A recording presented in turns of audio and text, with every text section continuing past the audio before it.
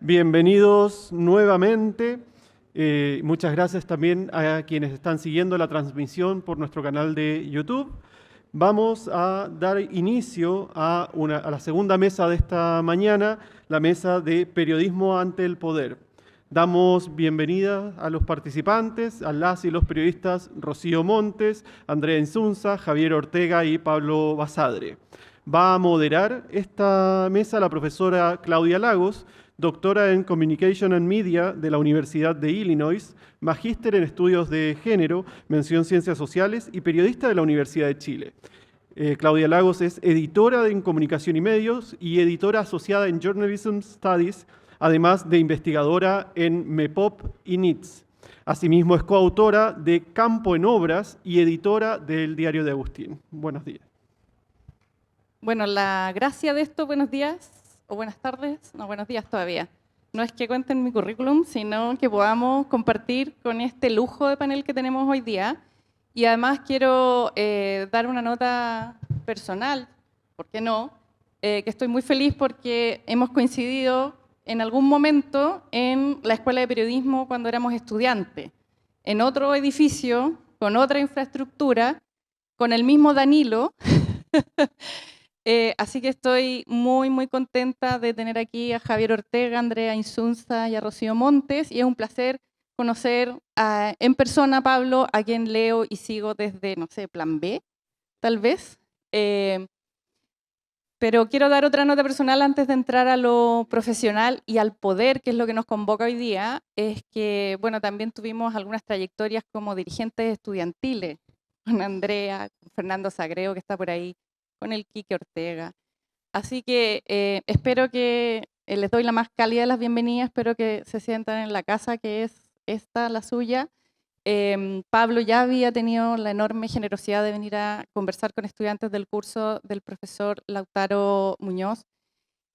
Así que sin más quiero dar una breve nota biográfica y luego hacerles algunas preguntas porque la idea es que conversemos sobre periodismo y poder hoy día. Rocío Montes, aquí a mi derecha, es periodista de la Universidad de Chile y máster en periodismo de la Universidad Autónoma de Madrid. Ha trabajado en varios medios, no voy a decir numerosos porque ahí empieza a surgir como la biografía, ¿no? El Mercurio, La Tercera, la revista Caras y el Diario Financiero. Actualmente jefa de información, ¿es correcto, cierto el cargo? Jefa de información de la edición chilena del diario El País, que es un medio para el cual fuiste corresponsal durante 15 años. Su más reciente libro, que es la excusa por la que la invitamos, es Contra la Corriente, perfil no autorizado de Evelyn Matei. Es coautora también de Hijas de General, la historia que cruza a Bachelet y a Matei, Cambio sin ruptura y la historia oculta de la década socialista. Andrea Insunza, un poco más allá en el panel, es periodista también titulada de nuestra escuela y cuenta con una maestría en periodismo político de la Universidad de Columbia. Junto a Javier Ortega, que está al extremo derecho de este panel, fundaron la productora periodística Un Día en la Vida, que es el proyecto que los tiene de cabeza ya desde hace un par de años. Javier es también periodista titulado en nuestra escuela y es magíster en opinión pública en la Universidad Diego Portales.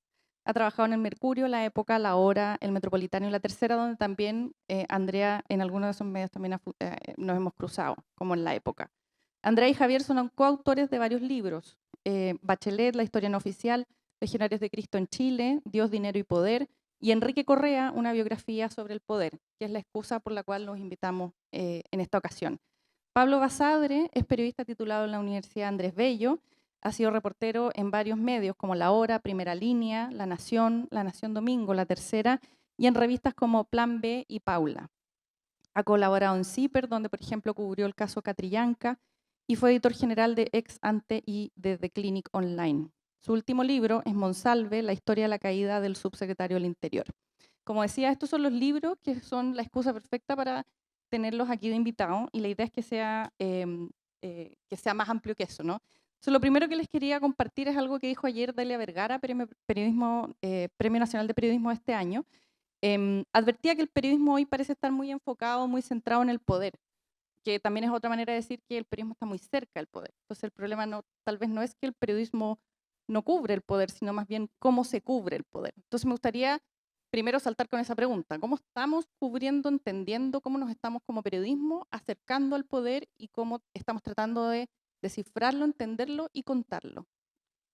No sé si quieren, ¿quién quiera partir? ¿Quién quiere? Ya, Rocío.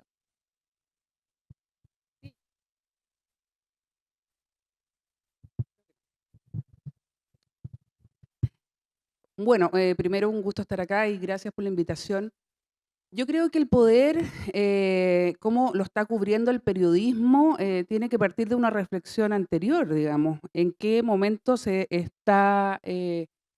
halla el periodismo, no solo chileno, sino mundial, y yo creo que es evidente, ustedes aquí en la escuela deben haber analizado muchísimo el asunto en un momento de crisis, ¿no?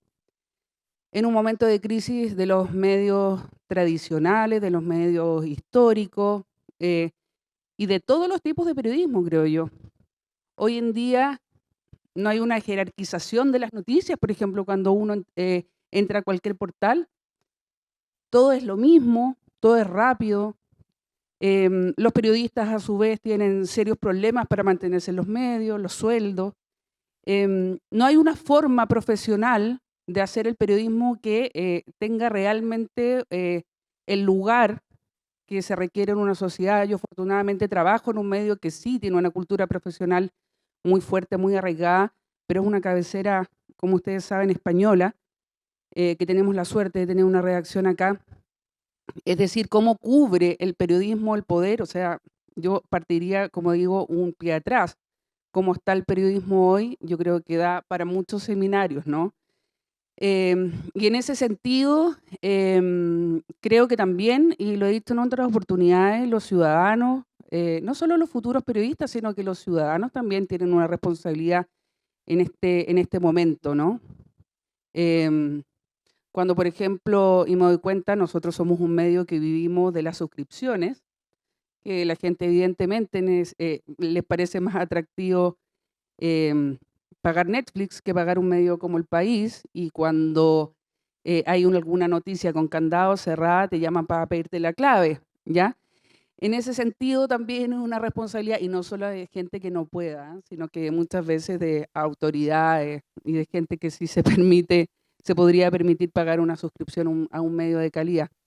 Entonces, yo creo que estamos desafiados desde ese punto de vista, estamos en un momento de resistencia, pero tampoco es una mirada totalmente pesimista. Yo creo que también, y sí creo en eso, en un momento que tiene que servir para la reflexión y para la innovación en la forma de ejercer el periodismo. Ahora, sobre el poder, yo creo que hace tiempo, no solamente ahora, estamos también muy complicados, ¿no? Nosotros hace décadas tenemos mucha concentración. Yo creo que los medios en general no están cubriendo el poder como se debería, y en parte por lo que decía anteriormente, ¿no? Yo creo que no tenemos los recursos, y eso no es culpa de los periodistas, los recursos materiales, para poder meternos siempre suficientemente en la historia, independientemente de que sí, en algunos espacios sí se logre, ¿no? Y claro, desde ese punto de vista, yo creo que también entramos, y vamos a entrar desde el 15 de diciembre, muy probablemente, a un momento en que vamos a tener todavía más preguntas y todavía más desafíos sobre la mesa, cuando, como todo el mundo sabe, le guste o no, con altas probabilidades puede haber un gobierno de la extrema derecha. No sabemos todavía qué viene con eso. Y es un debate muy interesante, creo que está por verse qué es lo que va a pasar ahí, y para los periodistas, la libertad de prensa, y todo lo que han mostrado otros gobiernos de este mismo signo, va a ser un nuevo problema. Ojalá también, como en otros tiempos oscuros de este país, sea también un momento de creatividad. Quiero aprovecharme de una cita de la biografía de Enrique Correa para ahondar en lo del poder, ¿no? La voy a leer. Correa ha dicho que le basta con entrar a una reunión para saber quién manda. El poder para Correa es algo físico, como una taza. Hay varias citas y otras formas de caracterizar a Correa que dicen mucho de cómo se puede entender el poder, ¿no? El don de la ubicuidad, el poder que se tiene y que se exhibe también, ¿no? Hay mucho de simbolismo, de la forma, no tanto con tener autos, sino con otro tipo de exhibición de ese poder. Entonces, tal vez por ahí podemos ahondar en eso, o sea, si te parece.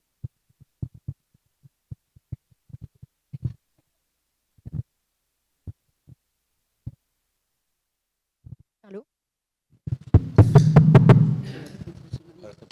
Sí, sí. Quizás ser el malo. Ok, hola, buenos días, gracias por la invitación, también muy contenta de estar acá. Primero quiero decir que coincido con el análisis que hace Rocío. Y voy a agregar a eso dos cuestiones antes de ir a lo que tú planteabas, Claudia. Una cuestión que yo creo que es relevante para cubrir el poder es tener harta conversación editorial. Y yo creo que uno de los déficits que tenemos, justamente porque hoy día financiar el periodismo es muy difícil, es que tenemos pocos editores y por lo tanto tenemos poca conversación editorial. Tenemos poca conversación sobre pautas distintas, tenemos poca conversación sobre otros enfoques. Entonces al final la cobertura, más que estar cerca o no, se hace un poco desde los ojos del poder, siguiendo un poco las lógicas del poder, sin poder dedicar más tiempo, recursos y reflexión a aproximarse al poder de manera más escéptica, creo yo. Una cuestión con la que Javier hemos trabajado hace mucho tiempo, por las lecturas que hemos hecho, digamos, y por el trabajo que hemos hecho, tiene que ver con entender que el poder no es solo el poder institucional, ¿no? No es solo el poder que nosotros como representados le damos a nuestros representantes, sino que hay mucho poder informal, extrainstitucional, y en este país ese poder pesa mucho. Y cuando nosotros nos detenemos en Correa, nos detenemos en un hombre que conoce ambos tipos de poder.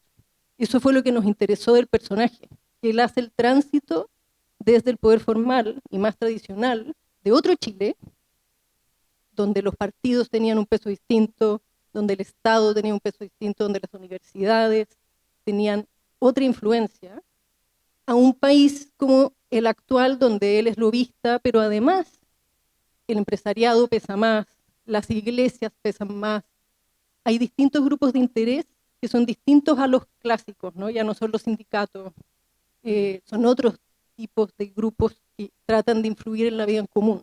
Y ahí es donde nosotros creemos que el periodismo debería poner más a menudo su foco, ¿no? Pero para eso efectivamente se necesita tiempo y se necesitan recursos. El poder es todas estas oportunidades de ejercerlo, ¿no? Cuando Correa dice que puede reconocer que para él el poder es una tasa, es algo físico, claro, algo que él puede reconocer inmediatamente, lo dice justamente porque conoce eso, porque él no tuvo poder, amasó poder, tuvo que construir poder y hace circular poder, ¿no? Y eso es donde, y eso es esa complejidad es la que a mi juicio el periodismo tiene dificultades en abordar. Gracias. Quiero preguntarle, a Pablo y a Javier, porque abordan la caída de dos personajes poderosos. En el caso de Correa, Javier, el arco temporal es mucho más amplio, más largo, y es más bien un ocaso, más que una caída estrepitosa como el caso de Monsalve. Entonces, me gustaría si pueden referirse también a eso, ¿no? Como esta aproximación por parte de ustedes, con tiempos súper distintos en abordar a los personajes, de cómo se construye ese arco que tampoco es nítido, pero uno es mucho más rudo, si se quiere, en el caso de Monsalve, y en el caso de Correa es una pérdida de un tipo de política y un tipo de ejercicio de poder que quizás no es el que exige. Bueno, ¿se escucha? Sí, ahora sí. Bueno, gracias por la invitación. Nosotros usamos a Correa como una excusa para hablar sobre cómo ha cambiado el poder en los últimos 60 años en Chile. Básicamente encontramos al personaje que mejor podía contar cómo las tornas del poder han cambiado desde el Estado desarrollista a la lógica del empresariado y del mercado. Eso fue. Nosotros, es un gran personaje. Nosotros siempre decimos que Correa es como Forrest Gump. Siempre está en el lugar indicado, pero con poder, ¿ya?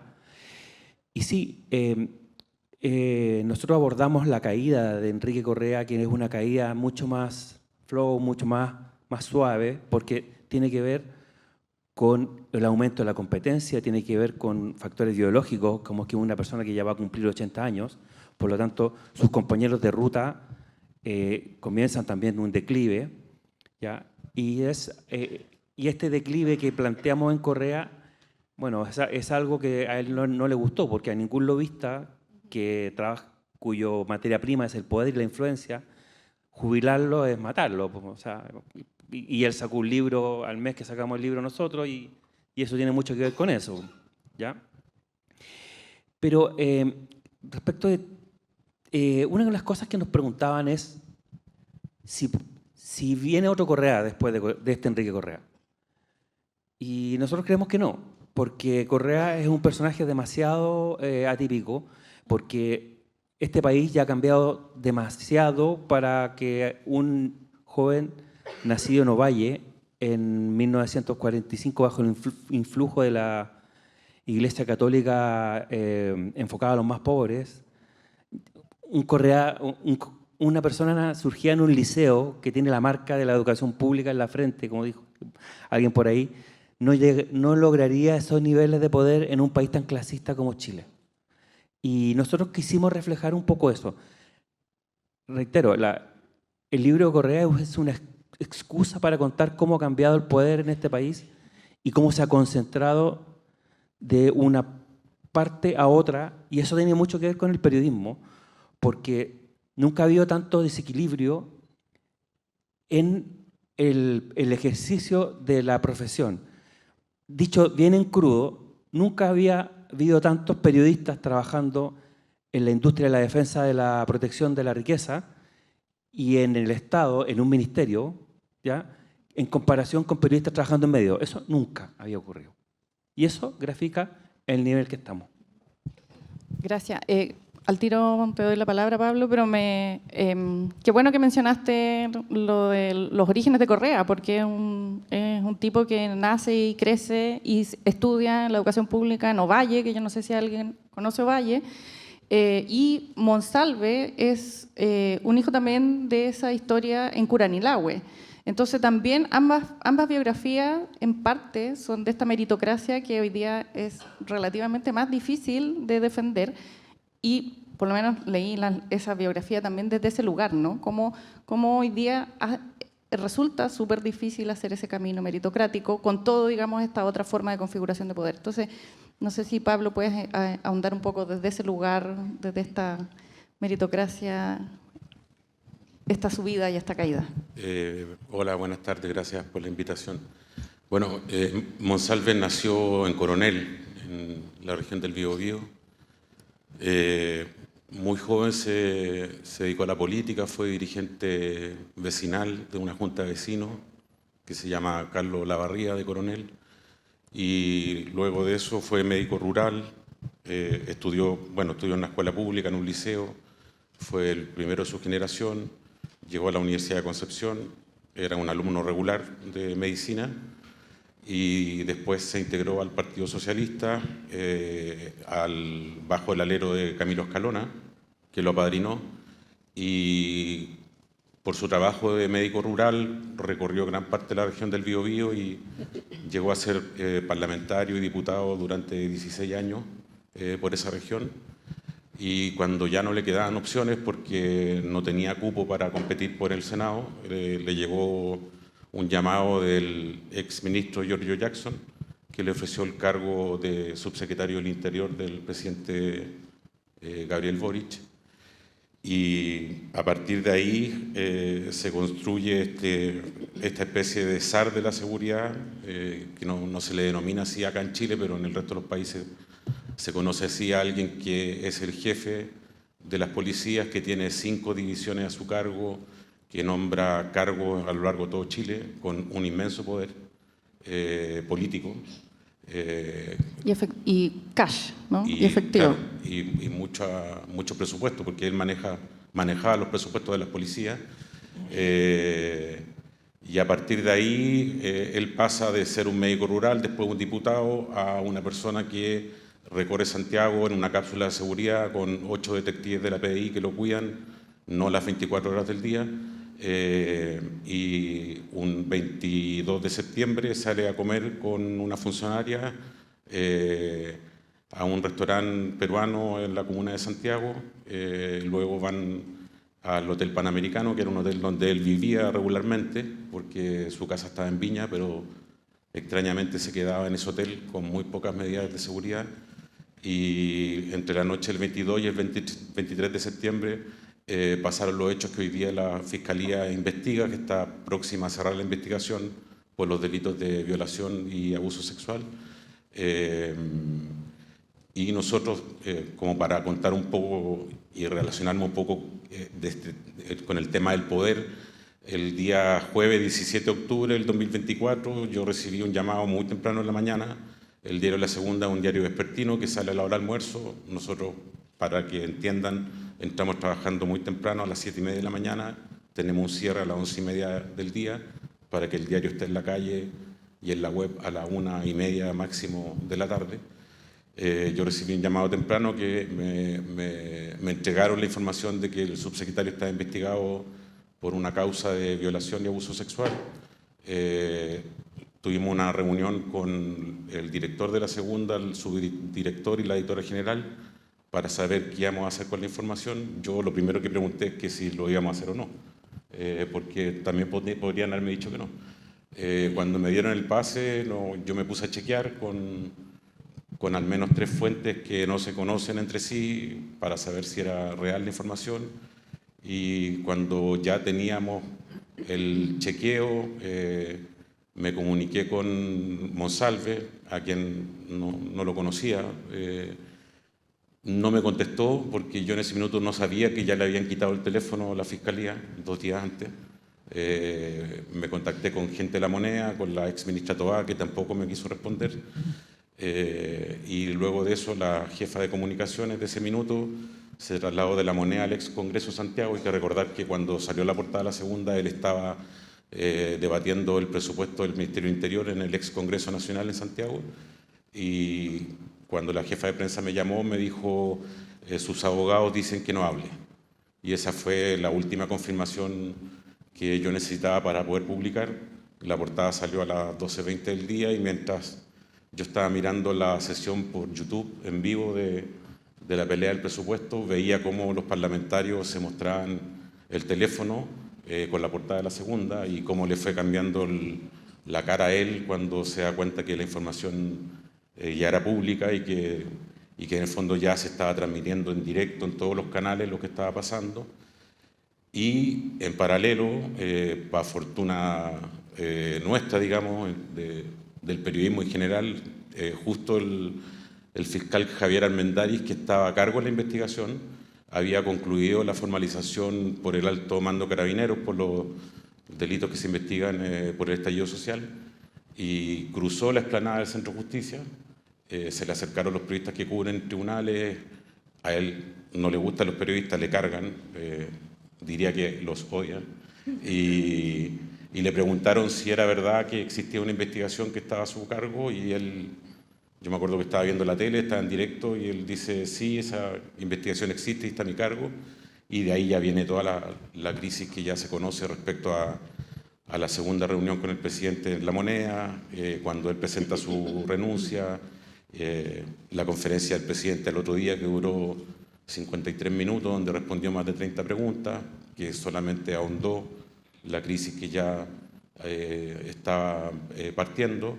Y bueno, y después vino todo el reporteo, digamos, propio respecto a lo que había ocurrido a partir de mucho antes del 22 de septiembre del 2024. Quiero leer un fragmento precisamente de Armendáriz, porque parte de los libros que hay acá hay un trabajo precioso, cuidado respecto del uso de las metáforas y de las imágenes. Ya que mencionas al fiscal Armendáriz, los periodistas judiciales saben que al fiscal no le gusta la prensa, pero la pregunta era inevitable. Armendáriz, de 1,90 m de estatura y con una voz ronca, se detuvo unos momentos, miró hacia abajo y escuchó las interrogantes que se repetían casi al unísono. Ese 1,90 m mirando hacia abajo a la prensa me parece que es una imagen preciosa de esta relación, ¿cierto? Desconfianza, de poder, bueno, semánticamente muy rica. Quería invitarlo, si en la medida de lo que se pueda, descoser un poco las costuras de los procesos de investigación para aproximarse al poder en procesos súper distintos. El caso del libro de Matei y el de Monsalve tiene mucha mayor premura que lo que ustedes pudieron desarrollar en el caso de Correa. Entonces, Rocío, Pablo, y después ustedes dos si pueden contar un poco ese proceso. Sí, te voy a desordenar un poquito, Clau, perdóname, pero quería referirme a dos cosas que han planteado, pero muy brevemente. Uno, lo que decía la Andrea, esta falta de reflexión en torno a los temas editoriales, estoy súper de acuerdo.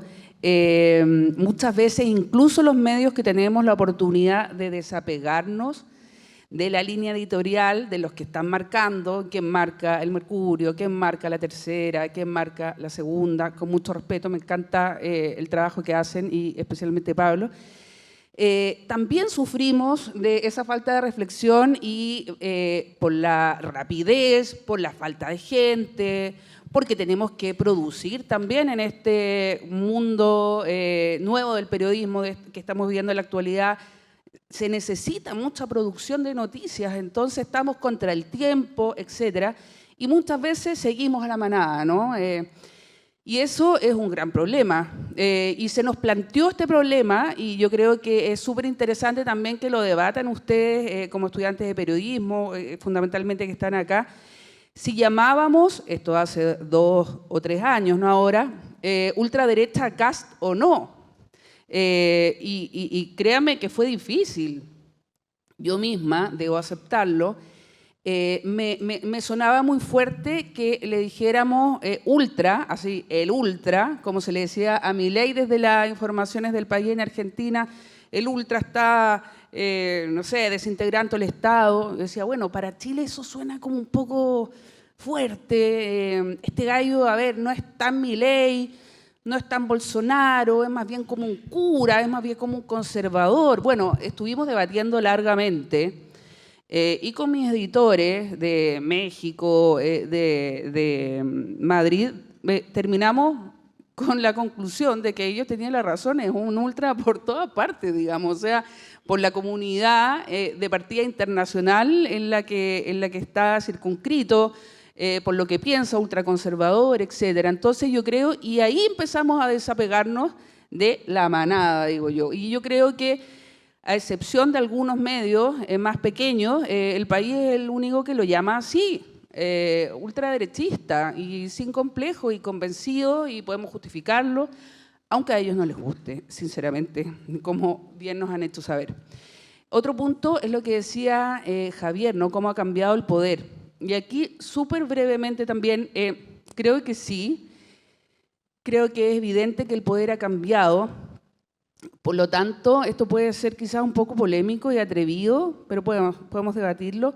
Yo creo que hoy en día el principal desafío de los periodistas no está en meterse con los personajes poderosos de siempre. O sea, el principal miedo quizás que tenemos los periodistas no está en meternos con los personajes poderosos de siempre, es decir, los políticos, ¿cierto?, los lobistas, los tipos que ejercen el poder, empresarios. Yo creo que nos atrevemos y bastante a meternos con ellos, digamos, a investigarlos, a enfrentarnos, a justificar nuestras investigaciones.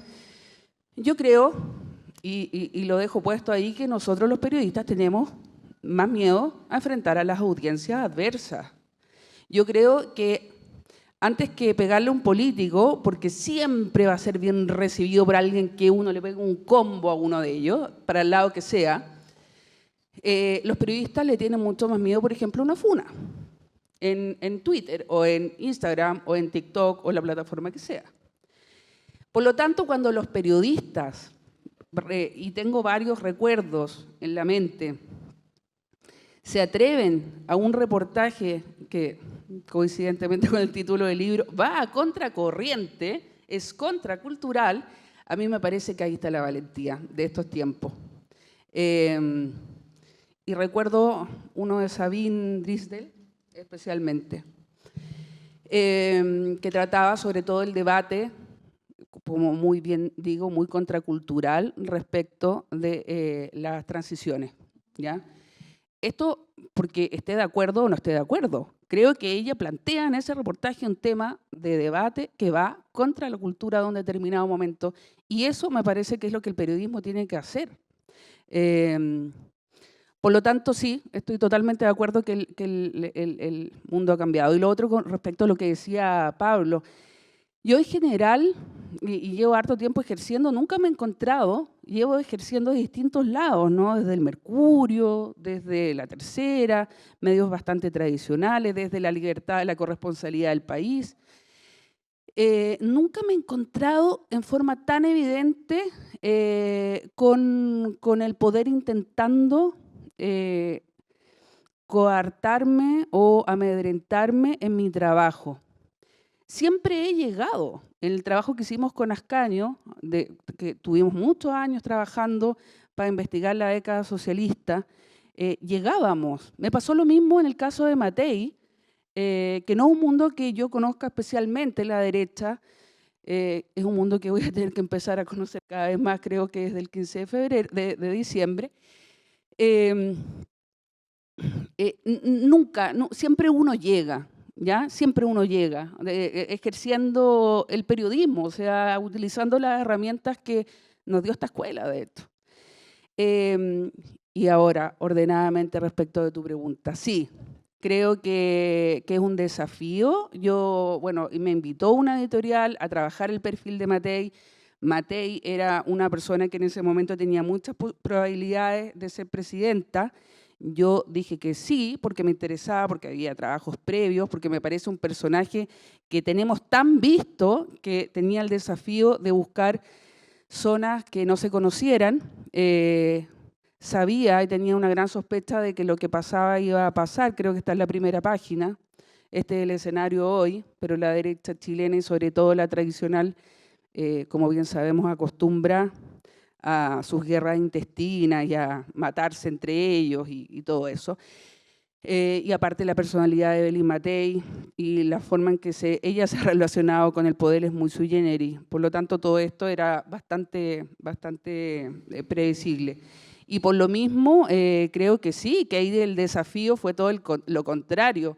Tener un punto de vista respecto del personaje, y aquí uno con lo anterior que decía, que también era súper fácil pegarle de un lado y otro. O sea, para mí el principal desafío en la construcción de este perfil fue instalarme en un lugar equidistante. Ese fue lejos el principal desafío y eso creo que lo logré y con eso estoy muy contenta. ¿Por qué? Porque la Evelyn gritona, garabatera, pinochetista, exacerbada, eso lo conocíamos todos, ¿no? Y era bastante obvio, casi que el título estaba por ahí, ¿no? Pero menos se conocían otras cosas de este personaje, que son cosas que finalmente ella optó por no explotar, ¿ya? Y me parecía que eso era más interesante. Ahora, conectando con el tema de las audiencias, claro, había mucho interés de una parte y otra en que uno le sacara la mugre o la vanagloriara. De hecho, la principal pregunta que me hacían cuando sabían que yo estaba trabajando, lo cual me llama mucho la atención, era, ya, pero ¿un perfil de los que la dejan bien o un perfil de los que la dejan mal? Yo decía, es un perfil, o sea, volvamos otra vez un pie atrás, es un intento de retratar a alguien, desde mi punto de vista, por cierto, pero entonces, claro, en este ambiente uno tiene que estar a favor o en contra, ¿no? Estas miradas un poco más objetivas están como fuera de moda y nada, yo creo que eso y bueno, la rapidez, sin duda, ahí Pablo puede hablar muchísimo más, porque estaba incluso con el caso en desarrollo. Sí. No entendí eso del amedrentamiento. ¿En qué sentido? Es que yo no hablé nunca de amedrentamiento. No, en el sentido... De las audiencias. Ah, No, en el sentido de que lo unía a lo que dijiste tú. Sí, yo no hablaba de eso. No, es que no, yo lo que dije es que en el fondo nunca he sentido que el poder se haya hecho sentir, ¿te fijas? En relación a un llamado telefónico, lo que tú decías, todavía no te contestó el teléfono, no sé qué. O sea, yo creo que en el fondo, en el ejercicio, a lo mejor también he tenido suerte, ¿te fijas? Pero no he sentido el poder caer sobre mí, incluso desde épocas muy pretéritas, cuando trabajando en el Mercurio me empecé a meter a temas de derechos humanos, cuando en ese diario nos hablaba de golpe de Estado, siquiera. Es que yo nunca lo he sentido, entonces por eso no caché. Coincidimos entonces. Vale. Entonces, como retomando, Sí. la trastienda de Monsalve, me queda todavía una pregunta que me parece muy importante que tiene que ver con las decisiones éticas. Entonces, en la trastienda de Monsalve y en el caso de Andrea, si nos puedes contar un poco este proyecto más de Slow Journalism, que es una biografía con más años, ¿no? Bueno, la principal dificultad que tuvo el caso es que era un caso que estaba en desarrollo, que se vivían, como ya hemos visto en varias partes, en todos los diarios, que había que competir también con las filtraciones que pueden venir de la fiscalía, de los intervinientes, de los abogados, etcétera, de las policías, de todas partes. Entonces, cuando me plantearon el libro en la editorial, era un formato que se llama Instant Book, que básicamente era un libro que iba corriendo al lado de la investigación, que no necesariamente iba a esperar que la investigación terminara para poder salir. Es un formato que se hace más en Argentina o en Estados Unidos. Acá en Chile se hace muy poco. Y tenía 5 meses para hacerlo y para entregarlo. Yo trabajaba hasta las 6 de la tarde más o menos en el diario y en las tardes, noches trabajaba en el libro, en promedio, no sé, como hasta las 3 de la mañana, de lunes a domingo. Entrevisté como a 60 personas más o menos para el libro. Una de las cosas que me gustó fue todo el reporteo en terreno que tuvo el libro. Yo, en paralelo a la segunda, fui sacando varias cosas que después se conocieron por otros medios cuando se produjo la filtración de la carpeta de investigación, como el recorrido que ellos habían hecho la noche del 22 de septiembre, que yo la fui a hacer un día sábado, en la mañana y en la noche, caminando. Llegué a San Francisco 22, que era el lugar donde lo había recogido el taxi, que había un motel. Entré al motel a preguntar si es que ellos habían estado ahí o no. Fui al Hotel Panamericano, hablé con los dependientes del hotel, con algunas mucamas, con gente que lo conocía. Fui al restaurante Ají Seco Místico, que está ahí en McKeever. No tomé pisco sour. Y ¿cómo se llama? Y hubo que hacer el recorrido del taxi, también lo publicamos, el trayecto en el avión a Talcahuano, cuando se regresó en un avión de carabineros y viajó en un auto fiscal a ver a su familia, a contarle por orden del presidente de la República. Entonces el libro tenía esa dificultad, que iba a ir corriendo con un caso que estaba abierto y que cuando terminara el libro tenía que tener noticia, novedad, no solamente que se entendiera que era un recopilado de todo lo que había ocurrido, y eso se logró enormemente en el libro, pero fue una locura. O sea, como te digo, fue a partir de... Esto salió el 17 de octubre, explotó el caso. A mí me llamaron de la editorial de noviembre y en mayo tenía que entregar el libro. Lo entregué el 5 de mayo a las 12 de la noche y después se fue a imprenta y ya en junio estaba en las librerías. A los 2 meses estaba pirateado en la calle. Entonces fue todo muy rápido y todo muy concentrado, digamos, en el tiempo, el trabajo, el chequeo, la entrevista, la lectura del expediente, viajar a Curanilahue, viajé por el día, porque por pega no podía, a veces me iba el viernes y volvía el sábado, volvía el domingo.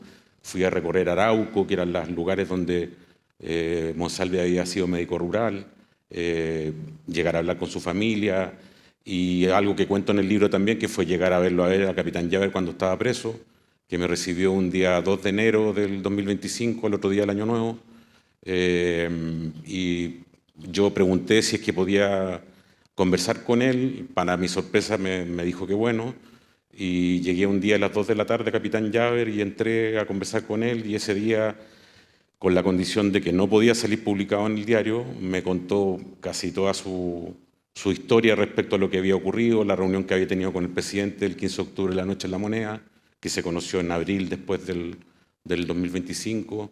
Entonces también era un libro que tenía esa dificultad, que también tenía embargos, así como esto es para el libro, esto es para el diario, esto no se puede ocupar, esto sí.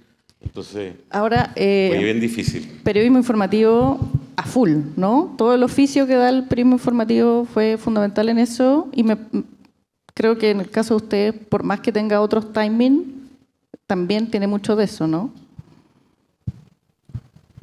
Sí, bueno, yo creo, digamos, lo que hacemos nosotros es periodismo de investigación con las reglas básicas que todos aprendemos en la escuela.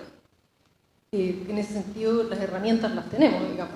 Yo diría que lo que más se necesita es tiempo, que es muy escaso, y obviamente recursos, y nadie es recompensado por un libro, digamos, lo que un libro genera desde el punto de vista económico nunca va a compensar el trabajo que un libro implica, y menos un libro como este que toma 8 años, por supuesto no son 8 años seguidos, 24/7, no, pero sí es, digamos, un reporteo largo. 2 cosas antes de entrar al método, muy breve. Cuando Rocío dice, discutimos sobre si le íbamos a decir o no ultraderecha a Kast, ese es exactamente el tipo de discusiones que yo siento que hacen falta. Y nosotros con Javier tenemos discusiones por un punto y una coma, digamos. O sea, quiero decir, el periodismo tiene mucho que ver con eso también, con esas pequeñas decisiones, digamos. Y otras que son más complejas, en fin. Pero esa conversación, creo yo, es siempre importante tenerla. Luego, me dio mucha risa cuando dijiste lo de si era a favor o en contra. Cuando nosotros hicimos la biografía de Bachelet, fuimos a conversar con una fuente, y lo primero que nos preguntó fue, bueno, pero ¿esto va a ser a favor o en contra? ¿Cómo a favor o en contra? Va a ser una biografía lo más honesta posible sobre una persona que seguramente va a ser presidenta y muy poca gente conoce. Y esa honestidad también tiene que ver con uno mismo, porque todos tenemos prejuicios, y el buen periodismo es el que se rinde ante los prejuicios. Y no se pregunta, digamos, ¿va a quedar bien o va a quedar mal? ¿Esto le va a gustar a tal o le va a gustar a tal otro? O sea, y no solo da lo mismo, sino que lo curioso es que al final los lectores leen los libros en función de quiénes son. Entonces el libro de Correa, hay gente pro Correa que le ha encantado, hay gente contraria, muy crítica de Correa, que le ha encantado, y yo encuentro que una buena medida es que el biografiado, o la biografiada o perfilada, le guste y no le guste. O sea, si le gusta mucho, fallamos. Si le carga todo, también fallamos. Como que en general le debe gustar algo y le debe disgustar otras cosas. ¿Método? Método. Respecto a las costuras, nosotros creemos que la independencia de un producto del periodismo lo tratamos de que sea más que una expresión de deseo, sino que sea un método, tenemos un método, y también que sea el despliegue de criterios. Respecto del método, usamos el reporteo de los círculos concéntricos, que es ir de afuera hacia adentro, de tal forma que al final quede el círculo de la persona que estamos pesquisando e investigando, y esa persona quede también al final. ¿Por qué?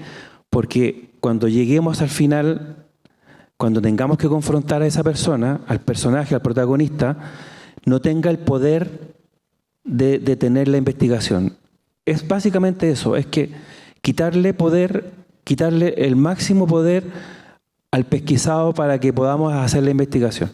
En el caso de Correa, esto coincidió mucho con su trayectoria vital. Es decir, las personas que Correa había dejado atrás fueron las primeras que entrevistamos. Viajamos a Ovalle. Una de las primeras cosas que hicimos fue viajar a Ovalle para hablar con quienes habían coincidido con Enrique Correa después de que nació en 1945 en su ciudad natal, en el norte chico de Chile. Y después nos fuimos acercando a momentos en que Correa tenía más poder. Por lo tanto, ahí tuvimos que aplicar ya otro método que se conjuga con el de los círculos concéntricos, que fue el uso de las fuentes en off the record. Todos acá, más o menos nos conocemos, yo soy un acérrimo con la Andrea defensor del buen uso de las fuentes en off the record, especialmente en un país como Chile, donde la concentración del poder es abismante, donde si tú quieres hablar con los poderosos, tienes que hablar en off the record, usándolo bien, sí, usándolo bien las fuentes, porque acá en Chile el poder económico se concentra en 3 iglesias, 4 colegios, 3 balnearios. Y esas personas no hablan en on the record, ¿ya? Y una cosa que usamos, y con esto termino, el off the record es siempre pensar, identificar el sesgo de la persona en off the record que nos va a hablar. ¿Desde qué posición nos va a hablar? ¿Por qué nos va a hablar? Antes de ir a hablar con ella.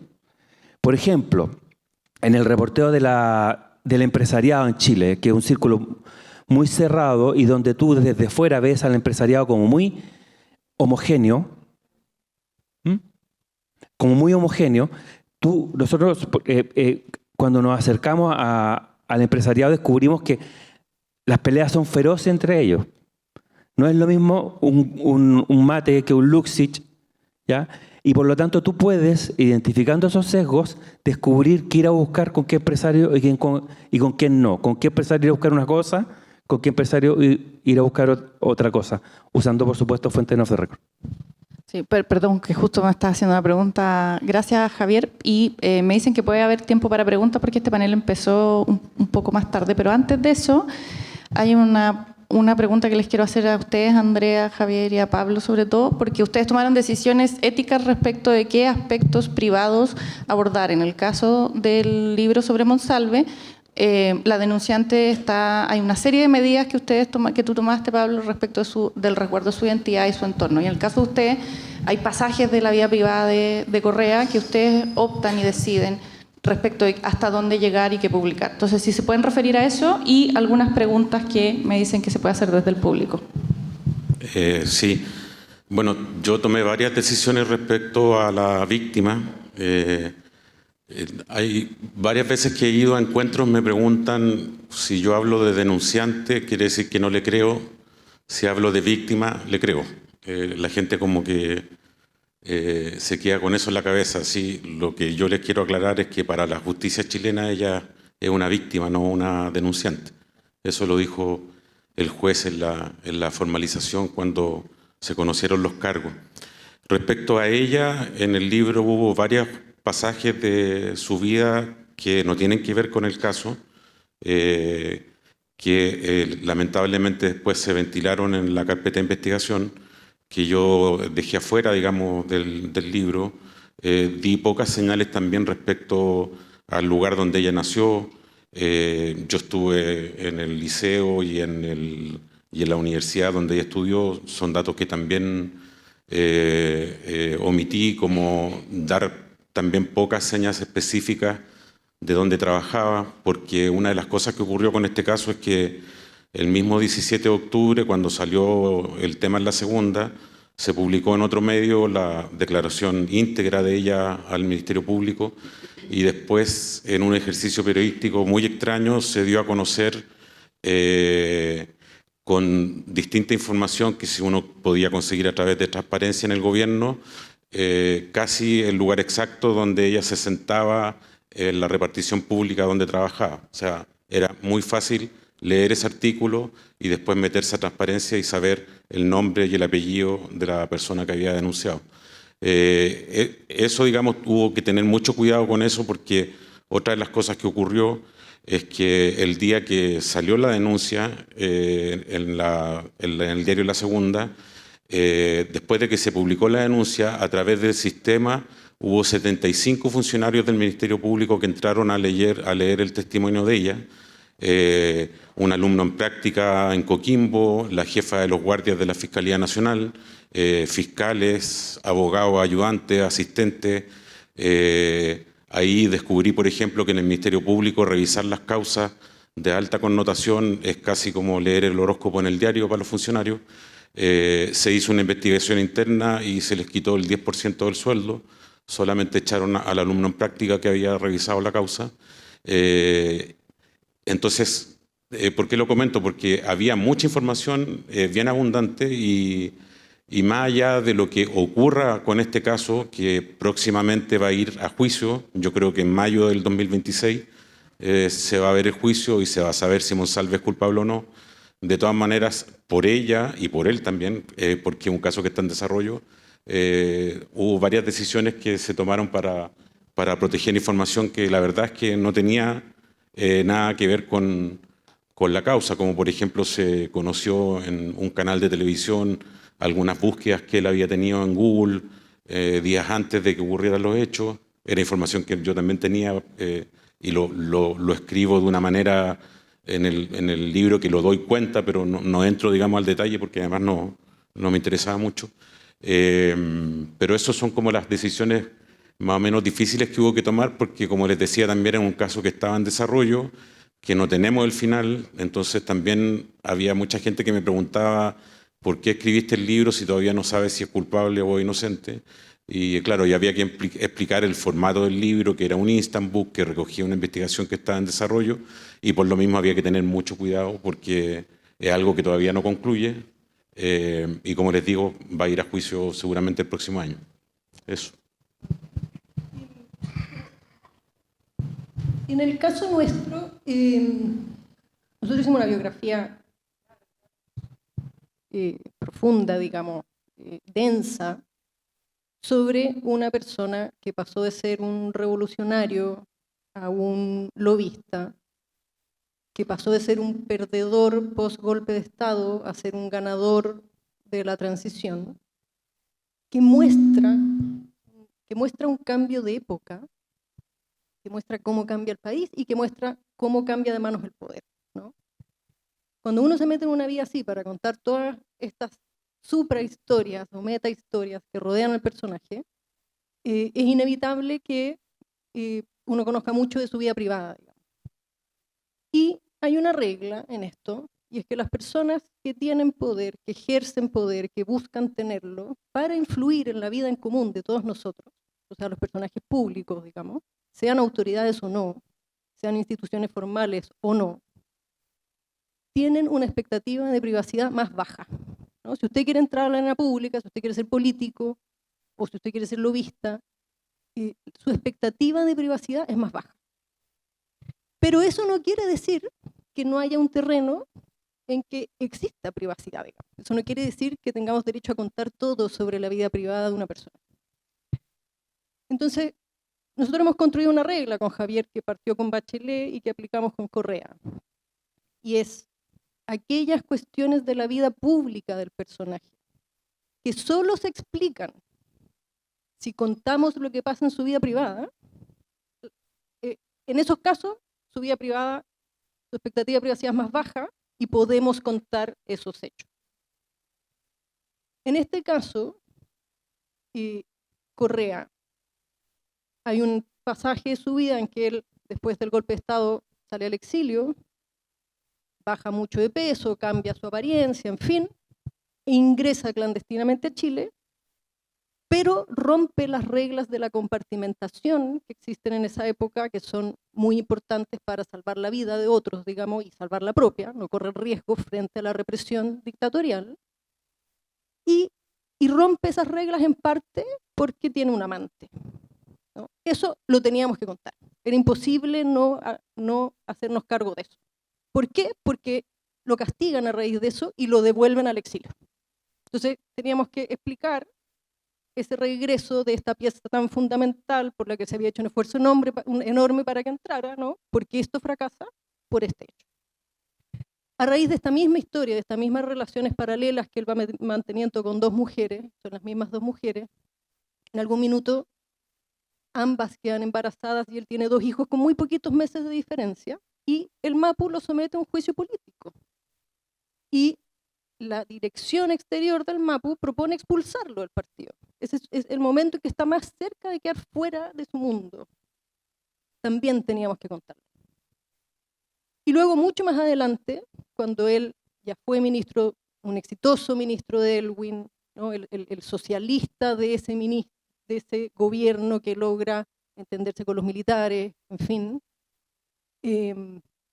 hay un momento en que el gobierno de Frei, el presidente Frei, puede nombrar senadores designados y existe la posibilidad a Edgardo Benninger, la dupla de Correa en el gobierno de Elwin, se le ocurre que Frei los puede nombrar a ellos dos, para que ellos dos vayan al Congreso y esa dupla dorada, digamos, de la transición siga funcionando.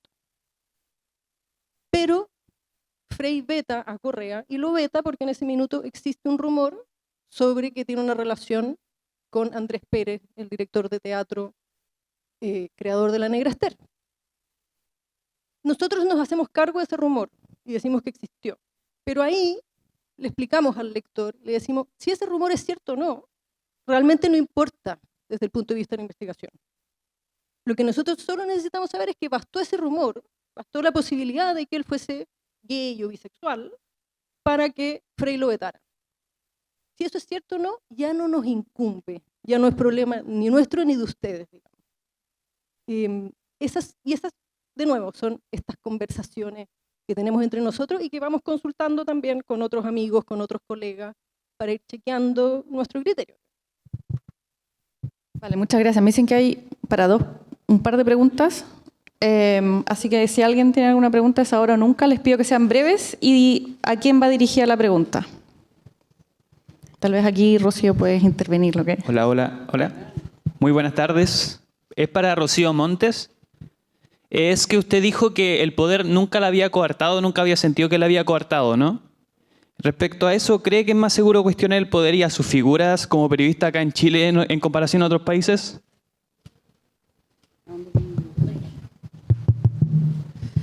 Bueno, no sé si tengo un radar tan fino como para responder esa pregunta respecto a lo que está pasando fuera, pero es indudable que determinados conflictos, como el de Gaza, ha cobrado vidas, y en este momento en Chile no se cobran vidas, sí en otros momentos, ¿cierto? En la dictadura, por ejemplo. Y en ese sentido, ¿si es más seguro, es tu pregunta? Si es más seguro, yo creo que hoy en día, como decía anteriormente, sí se puede cubrir el poder, y el poder ha ido mutando y el temor de los periodistas está en otro lado, pero eso está en constante cambio. Y también hice mención a que nos estamos acercando a un gobierno que no conocemos sus reglas, y no conocemos sus reglas respecto de la libertad de prensa, de los medios, y lamentablemente, y lo tengo que decir acá, lo que vislumbro son rasgos autoritarios en ese mundo que va a tomar el poder muy probablemente dentro de pocos meses. Y ahí nos vamos a encontrar un escenario para las nuevas generaciones, no para quienes ejercieron ya el periodismo en dictadura, que ninguno de nosotros nos tocó, muy desafiante, y tendremos que hacernos nuevas preguntas y, por lo tanto, idear nuevas respuestas. Y también va a estar, y quiero también a ustedes, los estudiantes de periodismo que van a ser periodistas o ya están a punto de ser, quizás las respuestas las tienen ustedes más que nosotros. Y entre otras cosas fundamentales, tiene que ver con la forma de contar el poder, que creo que ustedes tienen bastante más creatividad, ideas, innovación, que las generaciones anteriores, por distintas razones, ¿no? Porque nacieron cuando el mundo digital ya estaba desarrollado, y no como nosotros, Claudia, que teníamos aquí unos computadores, a ustedes también les habrá pasado, con unas tarjetas de este porte, y ¿qué eran? Eran una especie de disquete, ¿no? Pero la era pre-disquete. Ahora, todo el mundo ya tenía disquete y en esta escuela teníamos estas tarjetas grandes y que se apagaba la cuestión, no sé. Bueno, en fin. Entonces, tienen el desafío, ¿no?, de contar el poder a la ciudadanía desde otras plataformas con más ingenio. Y también, que creo que es un desafío también para los periodistas de medios convencionales o no, de forma que sea atractiva. Aquí la izquierda o la centroizquierda, poco a poco, a medida que avanza el camino hacia la muy probable derrota, se está empezando a hacer preguntas. ¿Qué hicimos mal, no? ¿Por qué dejamos tanto terreno a la ultraderecha? ¿Por qué los sectores populares son de Kast y de París y no de nosotros? Eso se están preguntando ahora. Nosotros, yo creo que como periodistas también tenemos que adelantarnos a eso y no obviar que hay nuevas formas de contar las cosas y de contárselas a la gente de una manera en que llegue a sus celulares y llegue información de calidad, no solo a través de quienes no saben hacerla. En fin, eso. ¿Alguna otra? Sí. Sí. Sí. Aló. Ya. No solamente respecto a lo que contaba Rocío, yo hace poco estuve en Lima, fui a visitar a un periodista que se llama David Hidalgo, que tiene un proyecto de investigación que se llama Ojo Público, que se lo recomiendo, y a Romina Mela, que trabaja con Gustavo Gorriti en Perú, en otro proyecto periodístico de investigación también. Lo que menos les había pasado a ellos es que les tiraran bolsas con excremento dentro de la oficina. Los dos amenazados de muerte, habían publicado sus fotografías porque se habían comprado hace poco a través de un crédito hipotecario un departamento y con plata del gobierno se había hecho información respecto a que habían recibido coimas y que por eso se habían comprado un departamento. ¿Qué quiero decir con esto? Es que la verdad es que afortunadamente en Chile no pasan esas cosas como pasan en lugares tan cercanos como Perú o Argentina.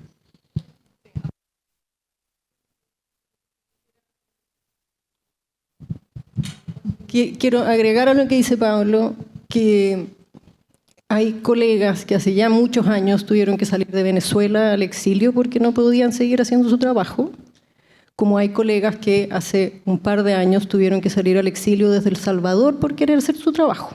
O sea, quiero reafirmar que en este país es posible hacer periodismo libremente, estamos amparados por lo demás por buenas leyes que nos protegen para hacer nuestro trabajo. Esa no es la dificultad que tenemos nosotros, digamos. Tenemos otras dificultades, pero no corremos riesgos. Cuando nosotros publicamos un libro sobre los legionarios de Cristo en el año 2008, y en la contraportada aparecían los apellidos de algunos empresarios que eran sus donantes, y eso no se solía hacer en esos años, se nos acercaron algunos colegas preocupados de qué nos podía pasar. No nos pasó nada. Y nos sigue no pasando nada, digamos. Entonces, me gustaría como enfatizar ese punto. Ese no es el problema que tenemos nosotros. Bueno, es sabido igual que Evelyn Matei tiene como el reconocimiento de ser una política como un poco intachable. Me refiero en el sentido de que nunca se le ha visto como con las manos en la masa en el sentido de corrupción. Entonces, quiero saber cómo un poco es sortear las redes de protección que debe tener Evelyn Matei. Siento que deben ser súper herméticas en el sentido de que la deben proteger harto, porque, claro, yo me he enterado un poco, como por medio de Kawine, en verdad, de que ella ha tenido como que ver en muchas cosas de corrupción, pero nunca se le ha visto con las manos en la masa. Entonces, ¿cómo es sortear esas redes de protección que ella tiene? Sí, para Rocío, claro. A ver, varias cosas. Uno, no creo que ella sea una política que sea vista, ni sea, como una política intachable, ¿ya? Evelyn Matei tiene 37 años de vida pública, no sabemos si eso va a continuar, por su personalidad me da la impresión de que sí, no la veo en su casa, pero ella ha tenido capítulos muy oscuros en la historia política chilena. Y ella lo sabe, todo el mundo lo sabe, el papel que ha jugado, por ejemplo, que jugó en el Piñera Gate. Ahí mintió durante 76 días a todo el país. Se alió con sectores también muy oscuros de las Fuerzas Armadas, del Ejército sobre todo. La política ahí fue títere un poco de los poderes militares que se estaban disputando el poder, que era la sucesión de Pinochet. Es decir, no concuerdo con la imagen de esta de política intachable. Segundo, yo creo que ella no tiene ninguna red de protección tan importante, visto lo que pasó. O sea, lo suyo es más sencillo, ¿ya? Y es parte del problema. Es parte del problema porque tiene dificultades de relacionamiento con los partidos políticos que la arropan, con los partidos tradicionales. Ella salió en muy malas condiciones de RN, termina en la UDI, donde termina peleándose con todos también. O sea, ella tiene una relación conflictiva con los grupos de poder que se supone que tienen que cuidarla, ¿ya? Entonces, tampoco creo que la cuiden demasiado. Lo de ella es más bien, como tiene una desconfianza brutal ante todo, y principalmente por este episodio que les digo del Piñera Gate, es que ella se rodea de gente que es muy leal a ella, un pequeño grupo muy leal, muy joven, que termina siendo una especie de primer anillo fatal, ¿ya? Y en parte sus errores tienen que ver con eso, en que nadie le dice que no, etc. Entonces, yo, respecto a tu pregunta, creo eso, o sea, no creo que esté tan protegida. Ella es un personaje bastante sui generis, muy complicado, muy complejo, pero no creo que tenga una red de protección así como tan formal como lo planteas tú, ¿ya? Juegan otros mecanismos en su caso. Y también por eso es que es una política tan difícil de clasificar. O sea, tiene cosas muy, muy interesantes, como que, por ejemplo, sí ha cumplido un papel de apertura de espacios para las mujeres en la derecha chilena, en la economía, pero también es el mismo personaje que en abril pasado puede decir que habían muertos que eran inevitables. Entonces, es parte de la complejidad. Bueno, y con eso quiero terminar. Muchas gracias, pero quiero vincular lo que hemos hablado en este panel con dos cosas que salieron ayer también. Una, el panel del podcast con egresados también y titulados de esta escuela. Lo cito, pero fue parte de la conversación. Richard Sandoval dice, bueno, una de las gracias que tiene el periodismo es que tiene que tener punto de vista. Un poco lo que tú mencionabas respecto de cómo abordaste un personaje tan conocido como Matei. Eso es importante, ¿no? El punto de vista que en estos trabajos están. Y lo otro que lo mencionaba Flavio Herrera ayer, el reportero de Folia de Sao Paulo, que precisamente escapaba del binarismo y de los blancos y negros y más bien decía lo difícil es la complejidad para abordar personajes como Correa, para abordar el poder finalmente. Y creo que me gustaría dejar eso aquí en la mesa. Una cosa, Clau, sí. con respecto a eso, y como son estudiantes, y es importante como reflexionar acerca de lo que hay una dificultad en el periodismo chileno que yo creo que es fatal, que es el periodismo de versiones, ¿cierto? Que nosotros acostumbramos a leer, bueno, si bien es cierto, no menos cierto, Juanito dice A, pero Pepita dice B, y yo creo que el periodismo de investigación y, bueno, el trabajo de Andrea, de Javier, de Pablo, etcétera, si lo corroboran, es cuando uno tiene la certeza o intentos de certeza de llegar a cómo fueron los hechos y poder tener una voz propia respecto a cómo fueron las situaciones. Y eso es algo que yo aprendí mucho de un estudiante de esta escuela también con el que hice un libro Premio Nacional Ascanio Cavallo, que no al periodismo de versiones. O sea, tenemos que intentar tener un relato donde la propiedad la tenga el periodista. Con eso quiero decirles, si quieren 30 segundos alguno de ustedes, tres, Pablo, algunas ideas finales, Andrea, Javier, para cerrar el panel. Y yo más que ideas para cerrar el panel, les daría dos consejos que a mí me hubiese gustado que me hubiesen dado. Uno es, lean muchos libros de editores, ¿no? Hay muchas memorias de en general hombres, porque es el mundo que nos ha tocado vivir, pero hay muchas memorias de directores de medios o editores de medios, de las que uno aprende mucho, porque en el fondo te cuentan las situaciones que tuvieron que enfrentar y resolver, y uno aprende mucho de eso. Y lo segundo es, miren mucho los medios de afuera, que tienen dinero que nosotros no tenemos, y por lo tanto estudian mucho más cómo están consumiendo las audiencias el contenido y tratan de innovar en cómo hacerlo. Esas dos cuestiones me hubiese gustado a mí que me las dijeran cuando estuve sentada allá. Pablo, Javier.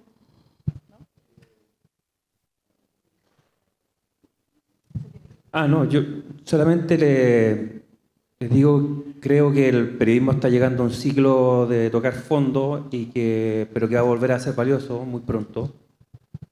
Y que no pierdan la pasión, no pierdan la esperanza. Va a volver a ser valioso el periodismo para la gente en el día a día, y ustedes van a estar ahí. Eso. Muchas gracias. Quiero agradecer a Javier Ortega, Andrea Insunza, Pablo Basadre y Rocío Monte, y a la oportunidad de haber moderado este panel, este privilegio. Muchas gracias.